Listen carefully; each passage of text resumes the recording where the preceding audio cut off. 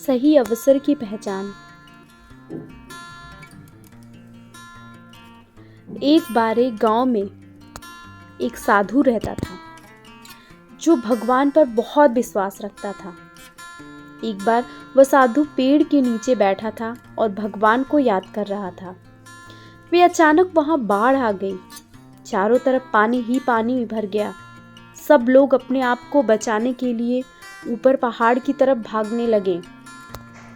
उनमें से एक आदमी देखा कि इस हालत में भी साधु जी भगवान की तपस्या कर रहे हैं। वह सोचा कि ये अपने आप को बचाने के लिए कहीं जा क्यों नहीं रहे हैं। तो उसने साधु से बोला, अरे आप कहीं जा क्यों नहीं रहे हो?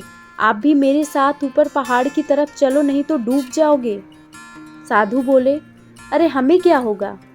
मैं भगवान की इतनी तपस्या करता हूँ, मुझे कुछ नहीं हो सकता। मुझे भगवान अपने आप बचाएगा।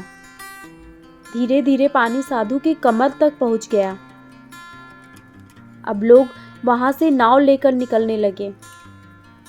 तो उनमें से एक ने साधु से कहा, अरे पानी आपके कमर तक आ गया है, आप हमारे साथ चलो। तो साधु ने कहा कि नहीं नहीं, भगवान मुझे अपने आप बचाएगा। और वह नाव वाला भी वहां से निकल गया। कुछ देर बाद पानी इतना बढ़ गया कि साधु के सर तक पहुंच गया। और अब लोगों को बचाने के लिए हेलीकॉप्टर निकलने लगे। एक हेलीकॉप्टर साधु के पास आया, जो कि आखिरी हेलीकॉप्टर था। साधु के पास नीचे रस्सी फेंकी और बोला, इसे पकड़ो और ऊपर आ जाओ, नहीं तो आप डूब जाओगे। यह आखिरी हेलीकॉप्टर है और आपके पास में दूसरा कोई रास्ता नहीं है बचने के लिए। साधु ने कहा, यह रस्सी वापस ऊपर खींच लो और आप चले जाओ। मुझे भगवान के ऊपर पूरा भरोसा है, वो मुझे बचा लेगा।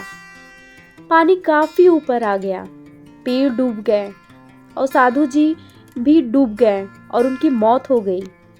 मरने के बाद साधु जब भगवान के पास गया और बोला, हे भगवान, मैंने पूरी जिंदगी आपकी तपस्या की, मेरा जीवन आपकी आराधना करने में लगा दिया, फिर भी इतने भरोसे के साथ इंतजार किया कि तुम मुझे बचाने आओगे, लेकिन वहां मेरी डूबकर मौत हो गई और तुम नहीं आए, ऐसा क्यों?